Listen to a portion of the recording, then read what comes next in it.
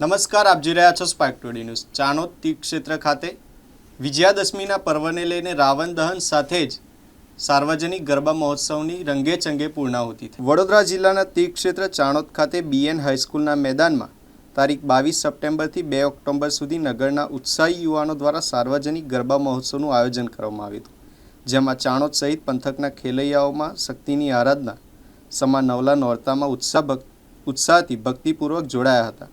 તારીખ 2 ઓક્ટોબર ગુરુવારના રોજ વિજયાદશમીના પર્વને લઈને ગરબા મેદાનમાં આદ્યશક્તિ માં અંબાની આરતી બાદ જાણીતા તબીબ રાકેશ પટેલ, પોલીસ ઇન્સ્પેક્ટર ભાદરકા, સરપંચ દીપ્તિબેન સોની અને તાલુકા પંચાયત સદસ્ય ધર્મિષ્ઠાબેન માછીના હસ્તે રાવણ દહનના કાર્યક્રમ સાથે જ દશેરાની ઉજવણી કરવામાં આવી હતી। ગુરુવારે વિજયાદશમીના ઉજવણી સાથે ગરબા મહોત્સવનો અંતિમ દિન હોય ત્યારે મોટી સંખ્યામાં ખેલૈયાઓ સહિત પોલીસ ઇન્સ્પેક્ટર ડીઆર ભાદરકા અને પોલીસ સ્ટાફે ગરબામાં ઠેકડા લઈ નોરતાના ઓરતા પૂરા કર્યા હતા અને સાર્વજનિક ગરબા મહોત્સવને સફળ બનાવવામાં યોગદાન આપનાર આપ સૌનો આયોજક સમિતિ દ્વારા આભાર વ્યક્ત કરવામાં આવ્યો હતો।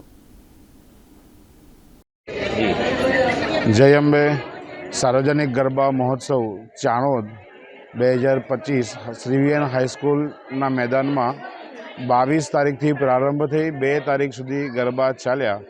એમાં 2 ઓક્ટોબર એટલે આજે વિજયાદશમીના દિવસે રાવણ દહન થયા બાદ ગરબા અહીંયા આગળ વિસર્જન થયા છે। રાવણ દહન એટલા માટે થયું કે અસત્ય પર સત્યનો વિજય અને અનીતિ પર અને અત્યાચાર પર, આસુરી વૃત્તિ ઉપર સદાચાર અને સત્યનો વિજય થઈ રાવણ દહન પૂરું કરી અને ગામ સમસ્તનો આભાર માની આજે આ ગરબા મહોત્સવ સમિતિ અહીંયા આગળ વિસર્જિત થાય છે।